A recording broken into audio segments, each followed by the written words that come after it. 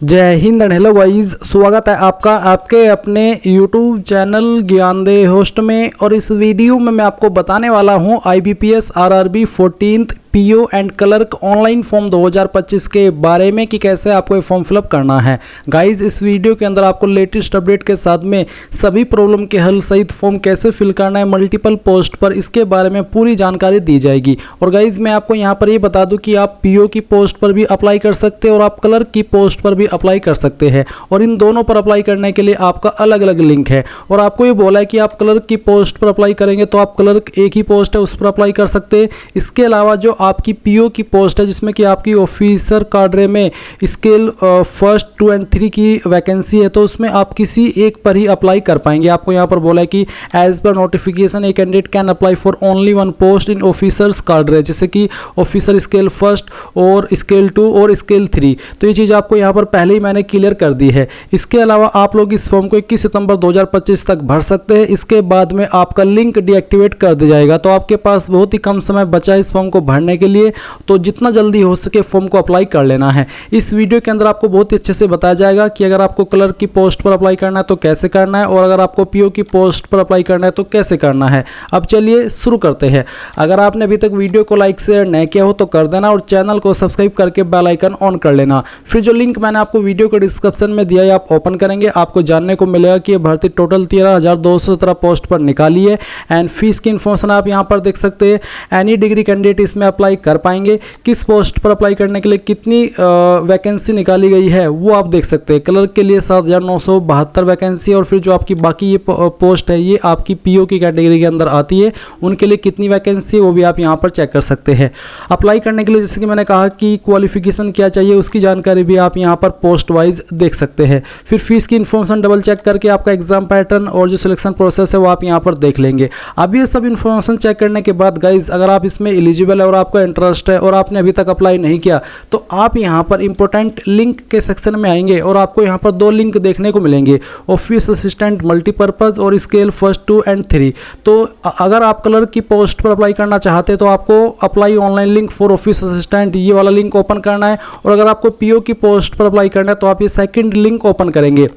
मैं आपको फिर से याद दिला दूं, दोनों पर अप्लाई करने का तरीका सेम है, बस लिंक अलग अलग है और जो आपकी क्वालिफिकेशन है वो आपकी थोड़ी कम ज़्यादा है आपकी पोस्ट की एलिजिबिलिटी के अकॉर्डिंग। बाकी जानकारी सेम रहेगी और सेम इंटरफेस रहेगा। तो अब आपको डिसाइड करना है कि आप किस पोस्ट पर अप्लाई करने वाले हैं। वही लिंक आप ओपन कर लेंगे और उसको ओपन करने के बाद में आप यहाँ पर आएंगे और click here for new registration इसके ऊपर क्लिक करेंगे। इसके ऊपर क्लिक करने के बाद इस तरह से आपके सामने इंटरफेस आएगा। अब आप यहाँ पर सबसे पहले आपका जो फर्स्ट नेम है वो एंटर करेंगे।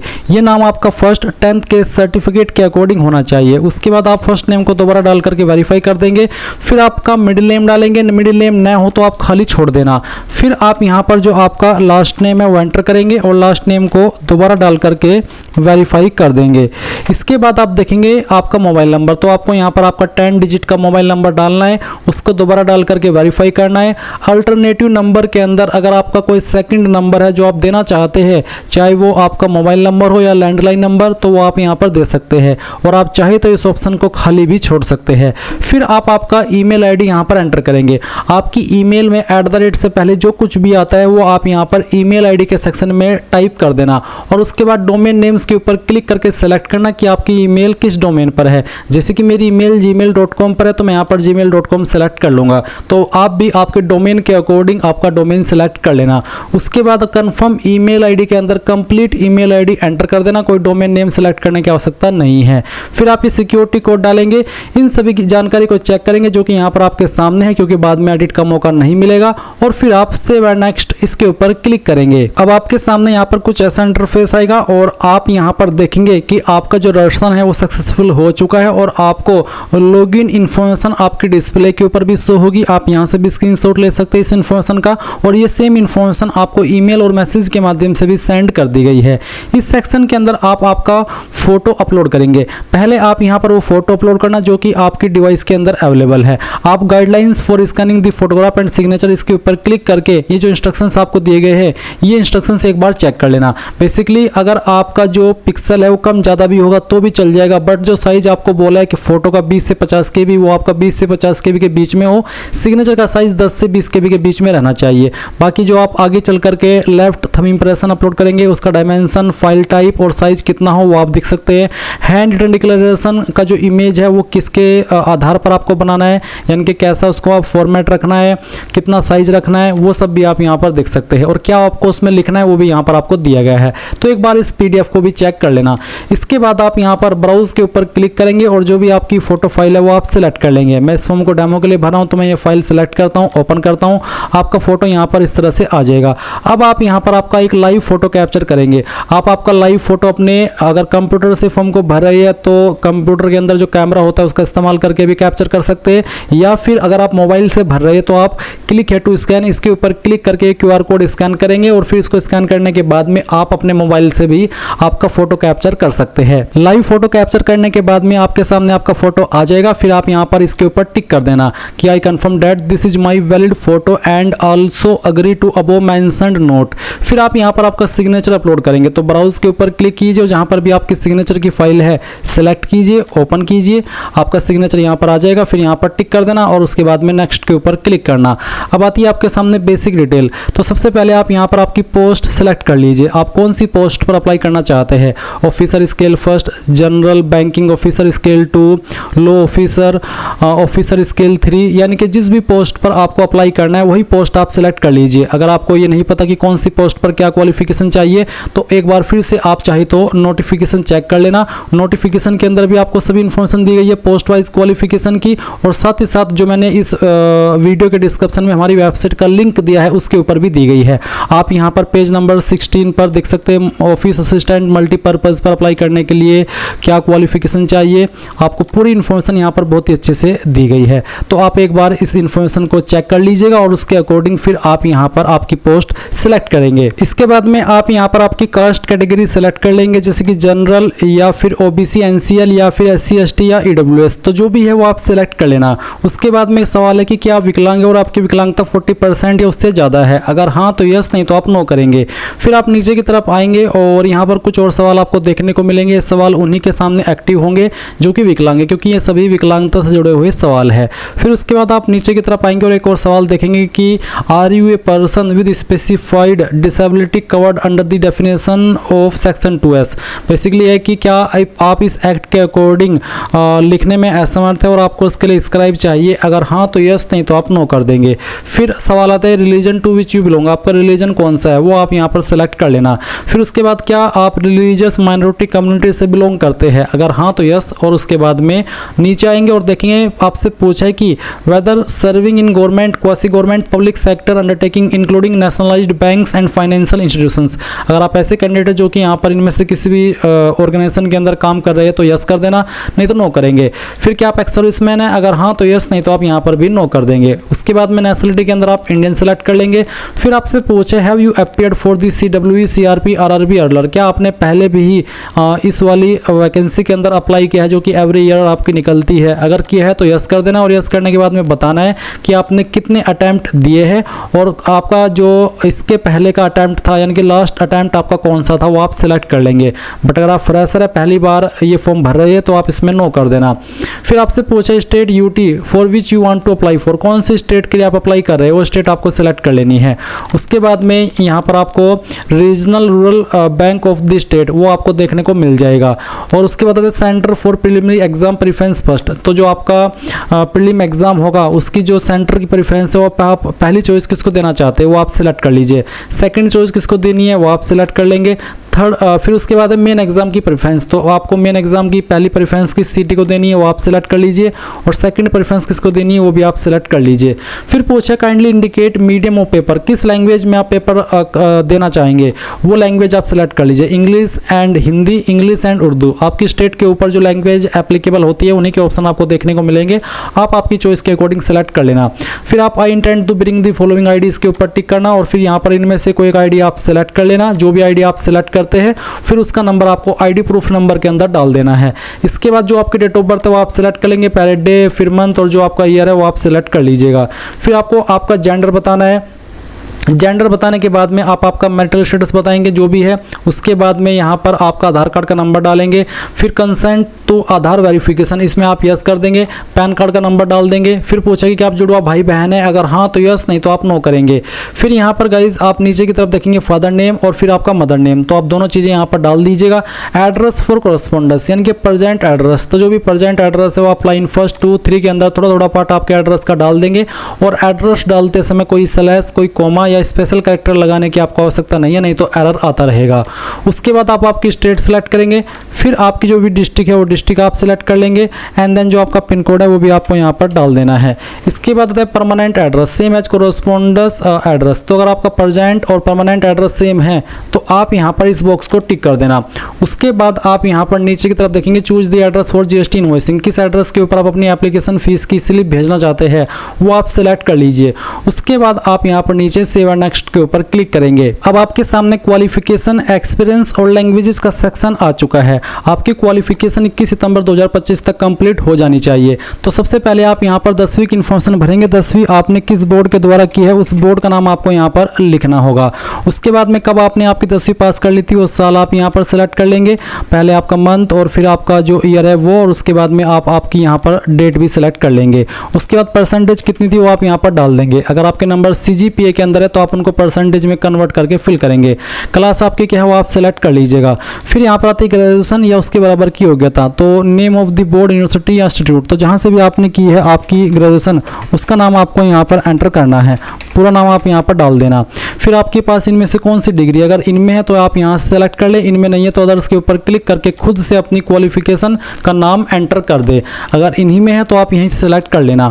उसके बाद में बताना कि कौन से स्पेशलाइजेशन के अंदर है, अगर आपका स्पेशलाइजेशन यहाँ पर आ रहा है तो अच्छी बात है, नहीं तो अदर्स के ऊपर क्लिक करके खुद से उसको फिल कर देना।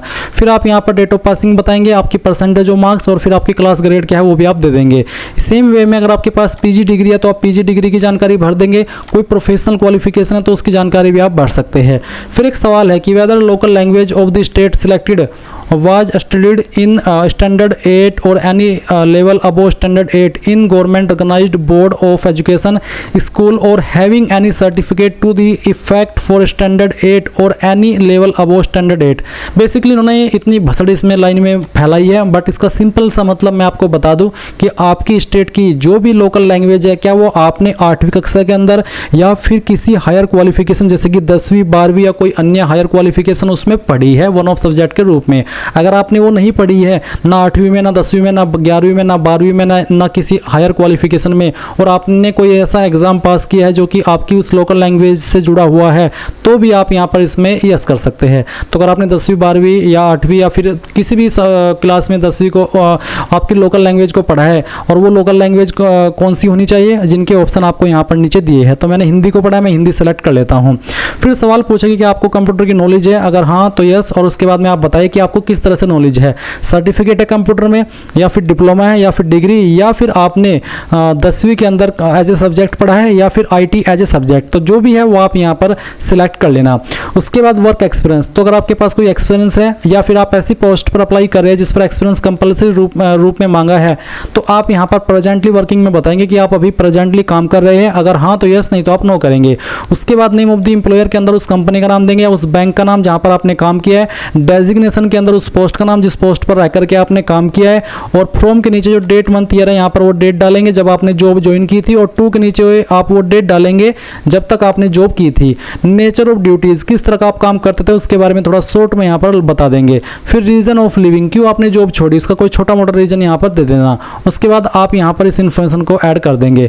अब आपसे कुछ एक और सवाल पूछा है, एक क्या दो सवाल है कि क्या आप प्री एग्जाम ट्रेनिंग लेना चाहेंगे जो कि SC ST OBC और माइनॉरिटी कम्युनिटी को मिलती है, अगर हाँ तो यस कर देना। उसके बाद क्या आपके ऊपर कोई केस दर्ज है, कि आप किसी केस में दोषी ठहराए गए हो, कोई केस पेंडिंग है, अगर हाँ तो यस, नहीं तो आप नो कर देना। अब आती है लैंग्वेज नोन, तो लैंग्वेज में यहाँ पर मैं हिंदी सेलेक्ट कर लेता हूँ, हिंदी मुझे रीड करनी आती है, राइट करनी आती है और बोलनी आती है। उसके बाद जो आपको सेकंड लैंग्वेज आती है वो भी आप बता देना कि मुझे पढ़नी आती है, लिखनी आती है और बोलनी आती है। अगर बोलनी आती है तो ही टिक करना, बोलनी नहीं आती तो आप इसको इस तरह से ऑफ भी कर सकते हैं। फिर कोई अन्य तीसरी लैंग्वेज अगर आपको आती है तो आप अदर्स सिलेक्ट करके उस तीसरी लैंग्वेज के बारे में यहाँ पर लिख देना, चाहे वो कोई सी भी तीसरी लैंग्वेज हो आपकी लोकल लैंग्वेज, और उसका जो स्टेटस है वो भी आप बता देना। उसके बाद आप यहाँ पर नीचे सेव एंड नेक्स्ट के ऊपर क्लिक करेंगे। अब आपके सामने आपके फॉर्म का प्रीव्यू आ चुका है। जो भी जानकारी आपने शुरू से लेकर अभी तक भरी है वो आपके सामने है। सभी इन्फॉर्मेशन चेक कर लेना और जब आपको लगे कि सभी जानकारी सही है तो आप आई एग्री इसके ऊपर क्लिक करेंगे। I confirm that my name as filled by me in the application form exactly matches with the name in my ID proof. इनके जो नाम मैंने फॉर्म के अंदर भरा है वही नाम मेरा आईडी के अंदर है, तो आप सेकंड वाले के ऊपर टिक कर देना। अगर आपका नाम आईडी के अंदर अलग है और आपका फॉर्म के अंदर जो आपने नाम भरा है वो अलग है तो आप इसको अनटिक करके तीसरी वाली लाइन सेलेक्ट कर लेना। बट अगर आपका सेम है तो आप सेकंड वाली लाइन सेलेक्ट करना। उसके बाद में आप देखेंगे I understand that as per the notification a candidate can apply for only one post in officer cadre, जैसे कि ऑफिसर स्केल 1, स्केल 2 और स्केल 3, तो आप इसके ऊपर भी टिक कर देना। अब आप कंप्लीट रसन इसके ऊपर क्लिक करेंगे और यहाँ से ओके कर देंगे। एक बार फिर से ओके करेंगे।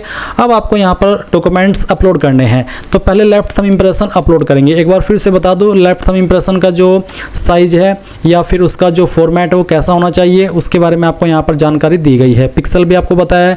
तो आप क्या करेंगे, दिए गए इंस्ट्रक्शंस के अकॉर्डिंग आपका लेफ्ट थंब इंप्रेशन अपलोड करेंगे। तो जहाँ पर भी थंब इंप्रेशन है वो आप फाइल सेलेक्ट कीजिए, उसके बाद में ओपन कीजिए, आपकी फाइल यहाँ पर आएगी। इसको आप इस तरह से ओके कर देना।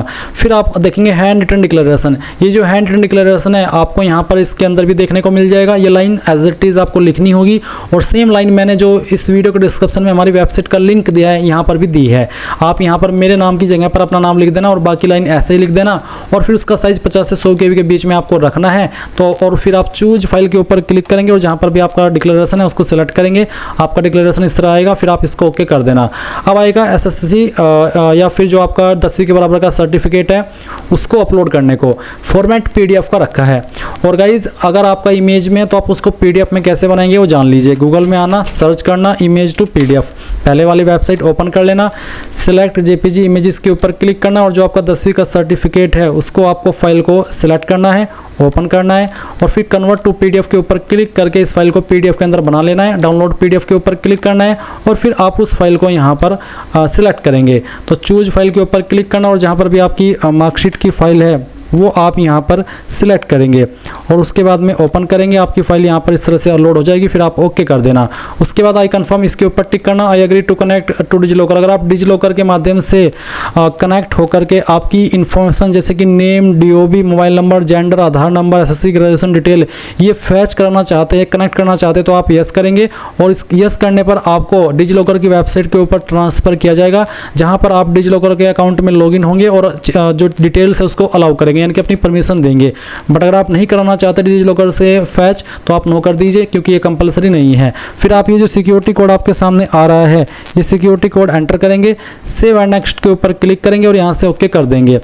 अब आप देखेंगे आपके सामने पेमेंट आ चुका है, जो भी आपकी कैटेगरी के ऊपर फीस एप्लीकेबल हो रही है। तो मैं बिल डैश सेलेक्ट कर लेता हूँ। अब आप ये जो कैप्चा कोड आपके सामने है इसको डालेंगे और डालने के बाद में सबमिट के ऊपर क्लिक करके यहाँ से ओके कर देंगे। अब आप पेमेंट के पेज पर आ चुके हैं। फीस आप इनमें से किसी भी माध्यम का इस्तेमाल करके जमा कर सकते हैं, जैसे कि credit card, debit card, internet banking, wallet cash card, QR यानी कि UPI। तो जिस भी माध्यम से आपको फीस पे करनी है आप कर दीजिए और जैसे आपकी फीस जमा हो जाएगी तो आप अपने फॉर्म का फाइनल प्रिंट आउट ले पाएंगे। और इस प्रकार से गाइज आप लोग IBPS RRB PO clerk online form 2025 को भर पाएंगे। आई होप ये प्रोसेस आपको पसंद आया होगा। So thanks for watching. जय हिंद।